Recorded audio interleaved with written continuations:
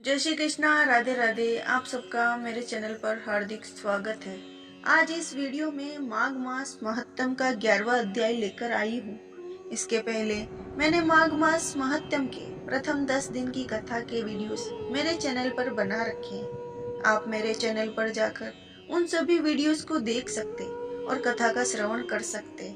आइए अब हम देखते हैं 11वें दिन की कथा के रूप में 11वें अध्याय के पाठ का वृतांत।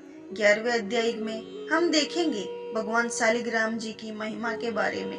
मैं आपको भगवान शालिग्राम जी की महिमा 11वें अध्याय में बताऊं, उससे पहले मैं बताने वाली हूँ भगवान शालिग्राम का रूप कैसा होता है और भगवान शालिग्राम का घर में होने से क्या चमत्कारिक फल प्राप्त होते हैं। जैसे शिवलिंग भगवान का विग्रह रूप है, वैसे उसी प्रकार शालिग्राम भगवान विष्णु का विग्रह रूप है।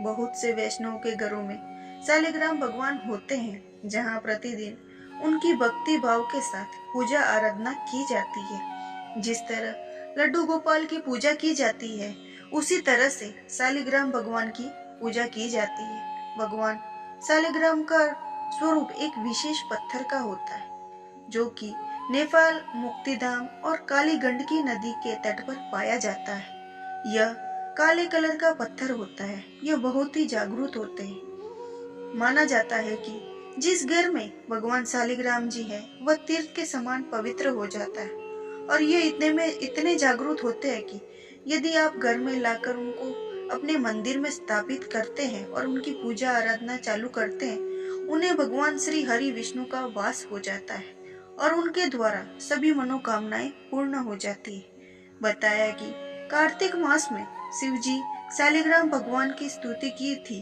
जिस घर में भगवान शालिग्राम का वास होता है, उस घर में सदैव लक्ष्मी का वास होता है।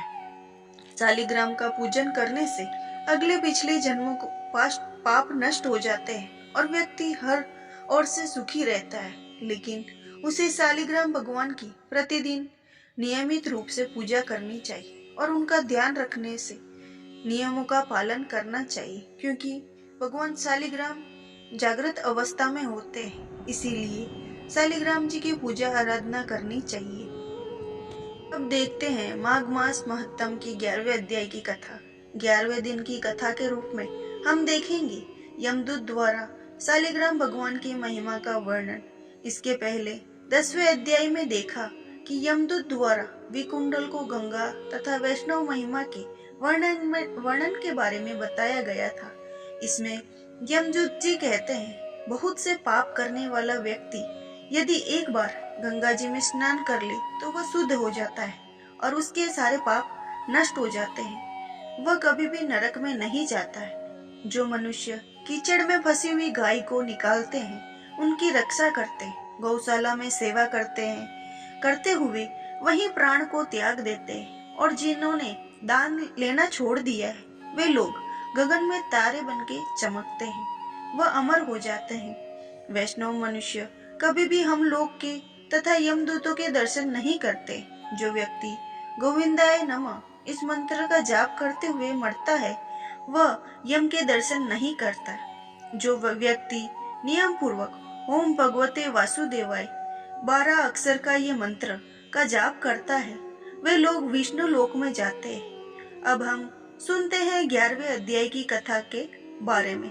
यमदूत जी बोले, दूत जी कहने लगे, हे वैश्य, मनुष्य को सदैव शालिग्राम की शिला में तथा व्रज या गोमती चक्र में भगवान वासुदेव का पूजन करना चाहिए, क्योंकि सब पापों को नाश करने वाले, सब पुण्यों को देने वाले तथा मुक्ति प्रदान करने वाले भगवान विष्णु का इसमें निवास होता है। जो मनुष्य शालिग्राम शिला या हरि चक्र में पूजन करता है, वह अनेक मंत्रों का फल प्राप्त कर लेता है। जो फल देवताओं को निगुण ब्रह्म की उपासना से मिलता है, वही फल मनुष्य को भगवान शालिग्राम का पूजन करने से यमलोक को नहीं देखने देता। भगवान लक्ष्मी जी के पास अथवा वैकुंठ में इतना आनंद नहीं आता जितना शालिग्राम की शिला या चक्र में निवास करने में आता है। स्वर्ण कमल युक्त करोड़ों शिवलिंग के पूजन से इतना फल नहीं मिलता जितना एक दिन शालिग्राम के पूजन से मिलता है। भक्ति पूर्वक शालिग्राम का पूजन करने से विष्णु लोक में वास करते हैं। मनुष्य चक्रवर्ती होता है। काम, क्रोध, लोभ, मोह, अहंकार से युक्त होकर भी मनुष्य शालिग्राम का पूजन करने से वैकुंठ में प्रवेश करता है। जो सदैव शालिग्राम का पूजन करते हैं वह प्रलय काल तक स्वर्ग में वास करते हैं।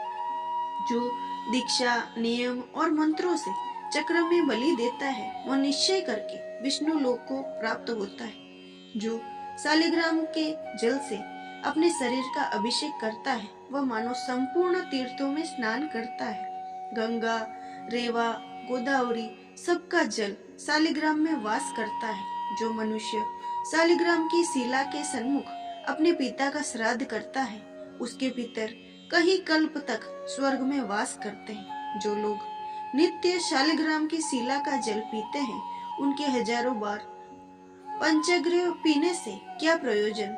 यदि शालिग्राम की शिला का जल पिया जाए तो सहस्त्र तीर्थ करने से क्या लाभ।